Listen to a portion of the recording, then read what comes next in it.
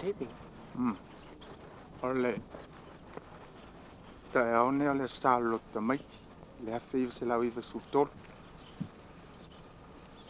Ma ol vai ngai lungo le ao.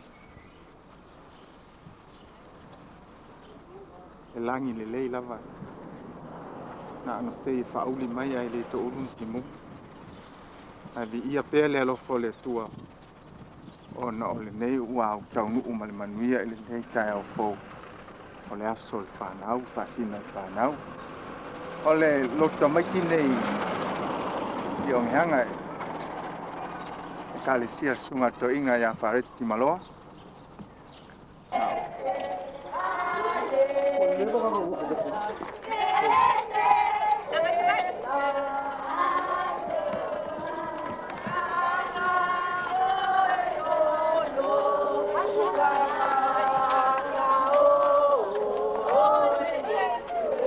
Ia ma na ua saule solo le whanau o la sauni atu mo lato aso. Lea o le ka milo le falsa ia o nga solo toile e lunga mo le tauningo le aso. Langi le pea le aso, matano tie, le lofo le tua.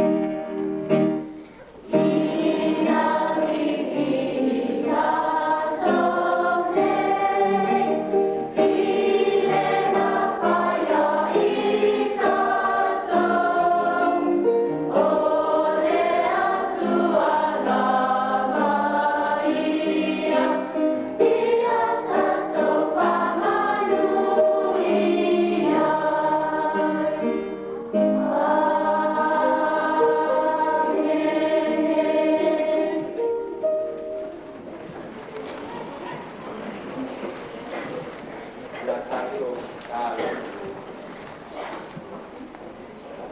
Mātou ngai tono lo malu paia le le wato. Le aso tā mātou tālo sia le mātou tālo le tāpolo mora mātou tānalo. Lea ko mātou wā au tuai le no nganga ia. Ia le nini mai mo mātou. Le pāputi se inai mātou malaba. Mātou o nai ia. Pāpoia tuai le pītini nāwi ia le atua pītini e te. Leo wāka i su o mātou tālo tuai le lama. Amen. O le inga e tonu ka lau i mai wāka.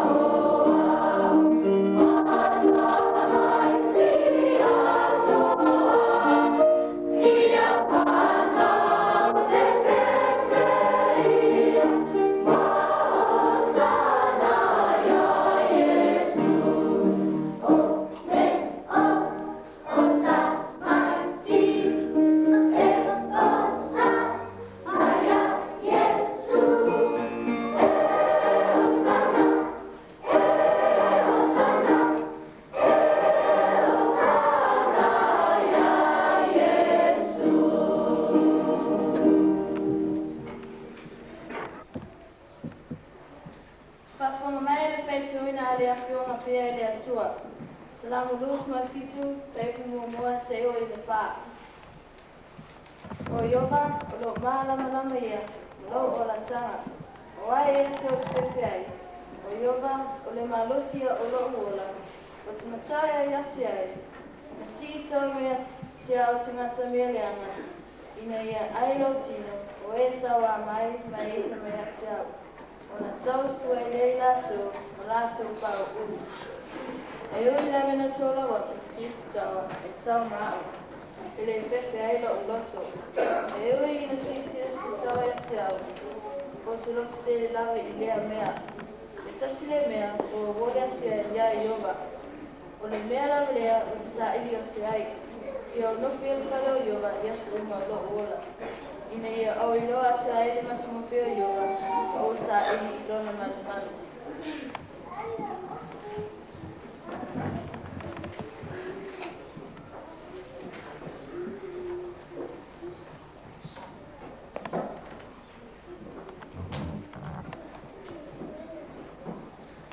Tato whana nunga inisi upunga whenga whau. O maua lea i tusi a polo. Ia e whesa nana mata upo e lima. A mata pai tau me whai upo skulu lima. Pa mata mai i whai upo e ro skulu. Pa whonga mai a le a o whai tau huna. O le nei, ia whaaite e te o tau ina ia o tau sapani a whaau tauta. Ona i whapei o e panelea. A ia whapei o e koto. E whangaina e o tau aso o le nei o nanga. Awa o ona ko nei o le ama. O le nei, awa na i whaavalea o tau a ia o tau i lo ne whingaro o le li. Awa fo ina i o nā o tau i le mana. Le mele i o vale ai. E ia whaatumuina o tau i le amana. Ia o tau whetau talatalai. Ni salamu, na pese, na siva whaalea mana. Ia whaane ne atu, na pese atu i le ali i o tau lotu. Ia whaafatai pēr lava ona o mea uma i le atua o le tama i le sawako o lo taitoa li i le tuke riso.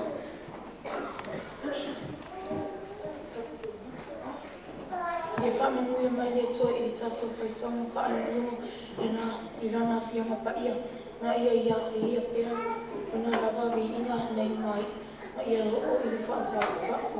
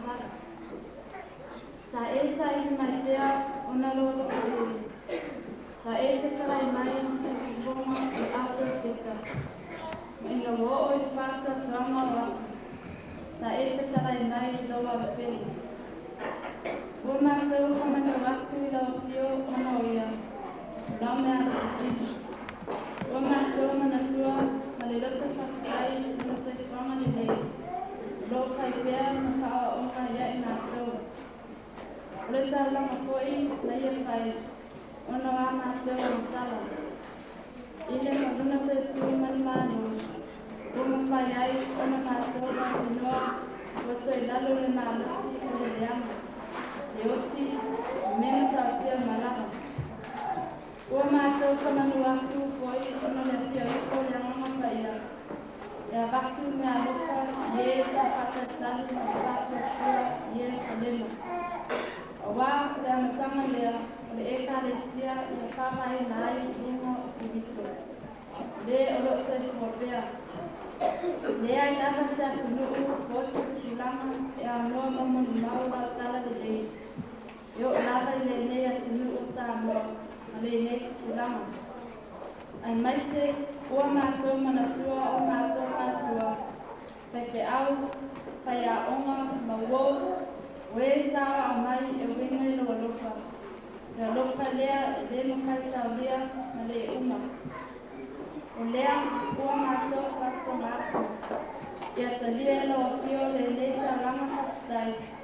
I Efks Onehunga mai foi na ia mātou tūmau. Leo la fōu whakasi makirisu. Mātou te vi atu pē no swapa mai. Nā mata mai ne ko te o whakau. Lea tu wai, e sili o ngā lofa mā lofa mutu vale. Ia lofa mai ia te I mātou tamata masala. Ua mātou a masala I lawa fio no whaia no mātasei. Ua no mia whātasi I mātou manena rangi. Ua whetina I ina lo mātou whātua tua. Ua lo mātou a ona atu. Ua mātou lava mana o leana. Ua lawa fio e sili o na mamaa mai whaia. E le taitai atu ia e simea leanga e tasi. Ia e anu whamai, mai ia e toa fio mai I e o salamo whamaoni. E tusta maa pona polanga. E mamaa o mātou lotu, mai ia whaia o mātou o langa. E tau abe ai lau tala ni nei, ma whai ai loki mangaro. Ia ni e whamangalo I ngā mātou o masala. Whamangalo I mātou I a masala, a o mātou miti, ma masala I na ua mātou mātutua. Ma masala o mātou anganga, ma masala o mātou tino. Ma mātou a masala hilo, ma mātou a masala o whaalia. Ma masala sa mātou whaia I na ia whakiukia ia I mātou lava. Ma masala sa mātou whaia I whakiukia I nisi. Whamangalo I mātou ia masala o mātou loa. Ma masala o mātou lei loa. Leali I se I whamangalo ina ia masala uma. Ona o lo wanga le leite le.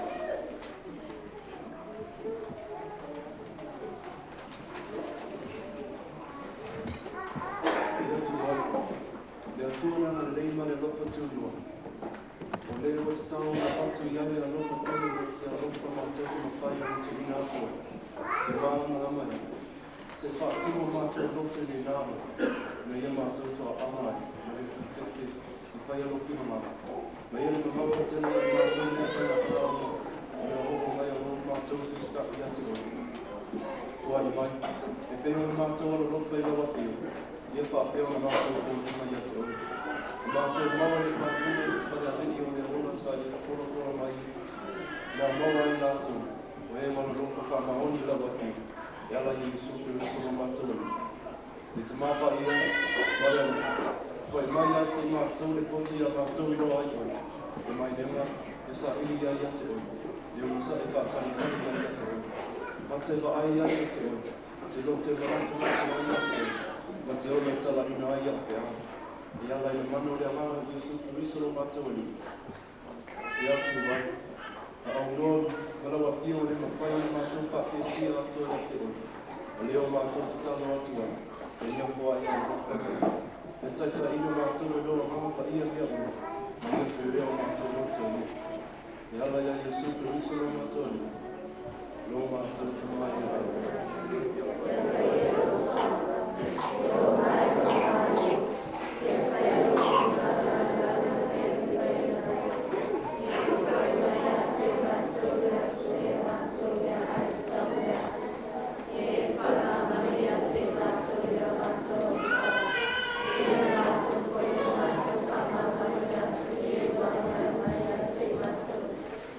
Pois é.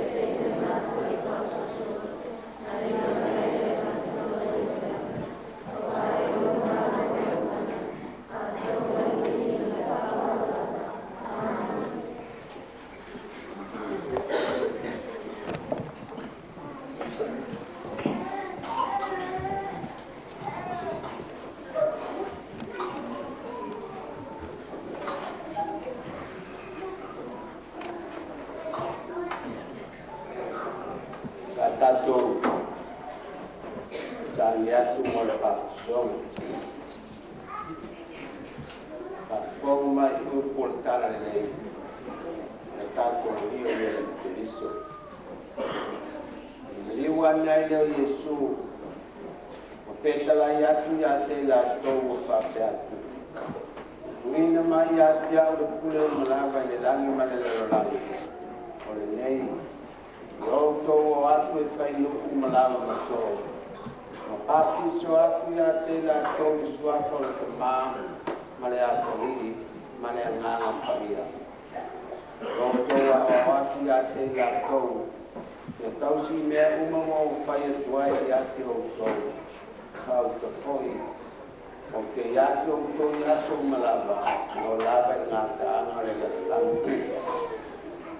Rato au mai leo Tamaiti ia te ia, e pato ia te la tau, a o wau atu e dau so i e na au maia. Sira kia Yesu, e tinga leo lona tina ngalo, man petalai e tako ia te la tau. Natu mai o Tamaiti o mai ia te au, awale babau ia te la tau, a wad ba pe o la tau nei, we oile maa lo le atua. Moni, o ku whai atu ia te o tau. Ai se le te lia le maa lo le atua pa pe o skama titi, e le saula whai e ai. Ia le o la tau e ia i o na lima, pa e foi o na au luma ia te la tau, o wha manuia. Au su pele o na o Keriso. E tātou toi mena tua le winga no loto le whapasonga. O le whapasonga i le whai suafa o le tamā, ma le atari ima le anganga whaia. O le sāwingu whaia lea o whaailonga i nai. O whaamau whaailonga i nai no lātou so whaatasi ma Keriso. Ma le tātou au wai whaamanuianga o whenga i o fō. Whaelong fo i leo le whanau fo mina, e whaafo i nai tātou le kālesia, o i lātou o talia ma le tonu le whaapisonga. O tangata o tau o na maua le whaapisonga, we o whaatua tua whaamaoni. Ma Tamaiti watu i lati o lātou mātua moni po mātua whai, e le whaatua tuanga whaakeresiani. I le whaapisoina o Tamaiti, ia wai mātua o nā wa uina la tō whanau, ia pōpua inga ma o inga lea li. Ma i whamoe moe o le a maue la tō whanau, no ngā luenga lea nganga whaia, o lea o ngā mani manuia, whaatawina, e o na tuina mai le whapasonga. Hao le i tu fōia le kālesia, o iai ngā wenga iau ina whaama mawhaina. O lea o oina lea le whanau, le whātua tua ma leo langa whākeresiana. Tulai mai mātua.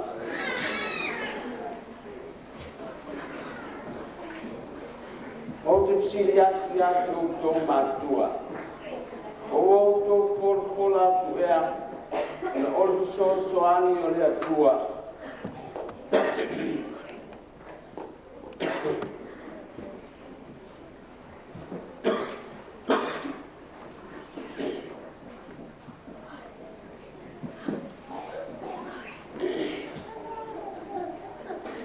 Now tō sia mao o ina Tamaiti. Veva Keresiani.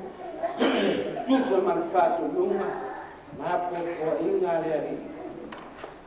Le ama tō whailata. Nala i nala. Lai mai i tātu e kālesia.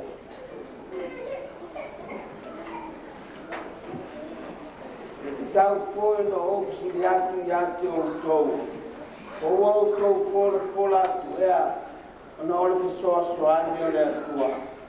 Le au tōu tālo mō nei Tamaiti ma o lātou mātua. O le au tōu tau ave fōi lo o tōu tiute. Ea o au atu, ma fisoa soani atu nei whanau. Ia nei tūpua i lātou e whai Keresiano, ma tangata o le kālesia. O le ama tōu whai e lava. Lala lala. La tanto un po' mezz'ala.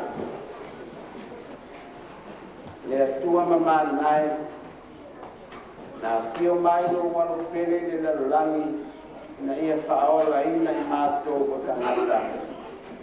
Na ia patonu mai foi na ia baptiso ina no uma in sua fora tama ne atali ima ne angang pa ia. Ke fa ko mai de stalo mai o tangata. Na ia tu sai na lo na ngalo.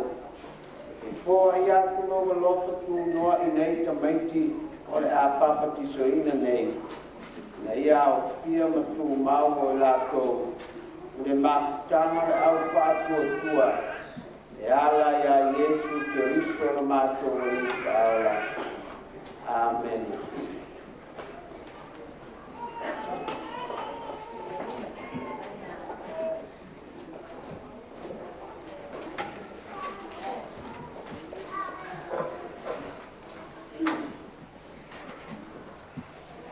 Pasi o kota.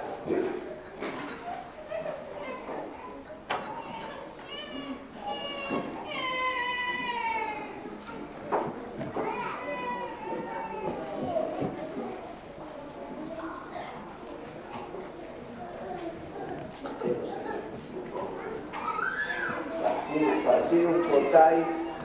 Kap suatu atur suatu temani alo melenggang paya.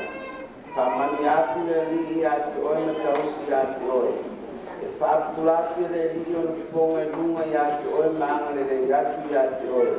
Kali ni atu oi na manuia.